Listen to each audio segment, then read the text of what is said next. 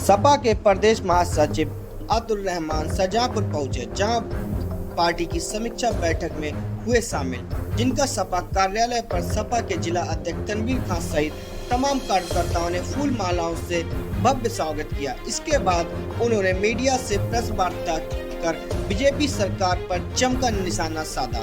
उन्होंने कहा कि आने वाले लोकसभा चुनाव में इंडिया गठबंधन यूपी से जितनी सीटों पर लड़ेगा, सभी सीटों पर जीत हासिल करेगा। साथ ही उन्होंने ये भी कहा कि लोग कहते हैं कि उपचुनाव सरकार का चुनाव होता है, लेकिन दूसरी सीट पर जनता ने सपा प्रत्याशी को ऐतिहासिक जीत दिलाई।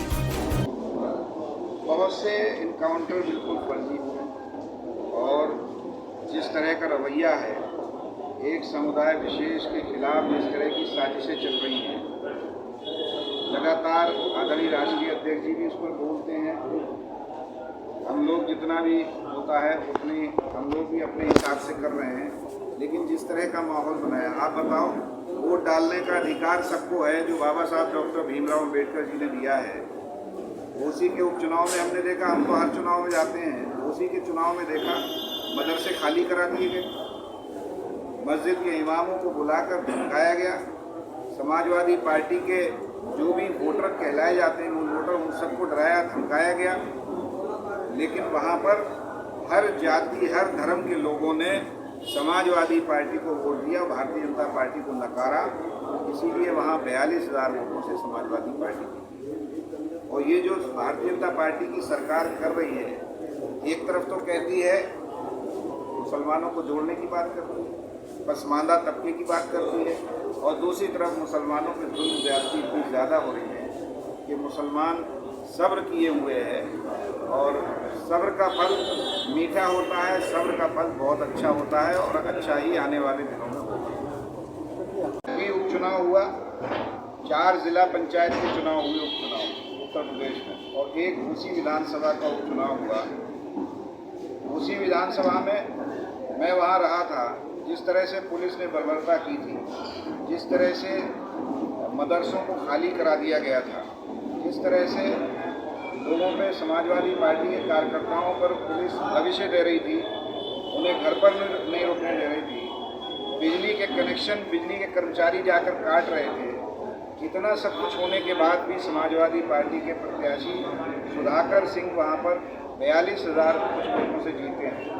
अगर चुनाव निष्पक्ष होता तो भारतीय जनता पार्टी की जमानत जब्त होती और 1 लाख से सुधाकर सिंह वहाँ से चुनाव जीते। उत्तर प्रदेश में 4 जिला पंचायत के उपचुनाव हुए, और अच्छी बात यह है कि उत्तर प्रदेश में अलग अलग क्षेत्रों में हुए। बरेली जिले की बहेड़ी विधानसभा क्षेत्र में, जो पश्चिम में कहा जाता है, वहाँ समाजवादी पार्टी ने 1265 वोटों से भारतीय जनता पार्टी को हराया। लखनऊ में एक चुनाव हुआ जिला पंचायत का, वहाँ भी भारतीय जनता पार्टी को समाजवादी पार्टी ने हराया। मिर्ज़ापुर में, जो पूर्वांचल में कहा जाता है, वहाँ पर भी समाजवादी पार्टी ने भाजपा गठबंधन को चुनाव हराया जिला पंचायत में। जालौन, जो बुंदेलखंड में कहा जाता है, वहाँ भी समाजवादी पार्टी ने भारतीय जनता पार्टी को हराया।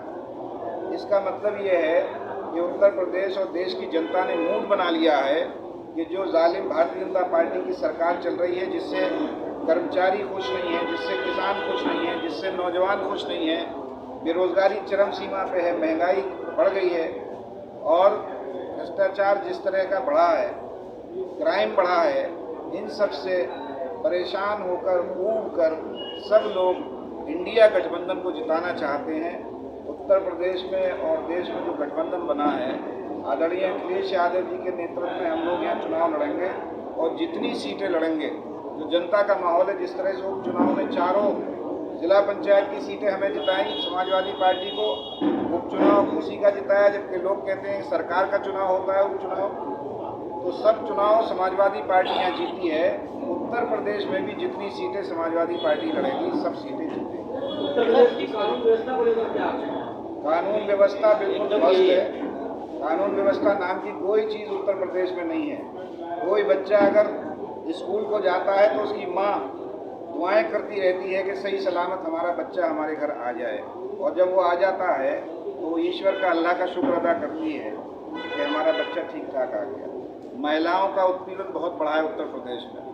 चारों तरफ लूट डकैती छिनैती सब कुछ उत्तर प्रदेश में आप रोज़ अखबारों में आप ही लोग छापते हो, आप ही लोग दिखाते हो जिस तरह का माहौल है। और आप भी पत्रकार साथियों, अगर आप भी कोई सही बात लिखते हो तो आप लोगों के खिलाफ भी कार्रवाइयाँ होती हैं, ऐसा माहौल है। बुलडोजर की कार्रवाई को लग जाता है, उसी के बुलडोजर हो जाता है।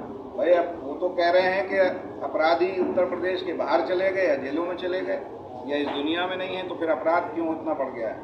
समुदाय विशेष के लोगों को ज़्यादा बुलडोजर। ये देखा गया कि अपराध होते हैं, कानून व्यवस्था की पीठ थपथपाने के लिए बेहतर एक खास समुदाय के लोगों को एनकाउंटर के नाम पर जिस तरीके से मारा जा रहा है या उनको गोली चलाई जा रही है, तो इस पर आपकी क्या प्रतिक्रिया है? यही तो हो रहा है उत्तर प्रदेश में। भाई हम ये कह रहे हैं कि पार्लियामेंट के अंदर जहाँ पर मंदिर कहा जाता है, संविधान का मंदिर, जहाँ संविधान जहाँ बनाया जाता है, जहाँ कानून बनते हैं, वहाँ पर भारतीय जनता पार्टी के लोग नेता उनके अभी तक तो बाहर बयानबाजी करते थे, लेकिन पार्लियामेंट के अंदर जो असंसदीय भाषा का प्रयोग हुआ है, आज तक ऐसा प्रयोग कभी नहीं हुआ है, ऐसी कभी भाषा नहीं बोली गई है। ये लोकतंत्र के नाम पर अब्बा है, कलंक है, मैं इसकी निंदा करता हूँ। और इसके अलावा अभी तक हमें अफसोस इस बात का है कि कांग्रेस के सांसद अधीर रंजन को वहाँ से निकाल दिया, पूरी सदन के लिए उन्हें निकाला गया था।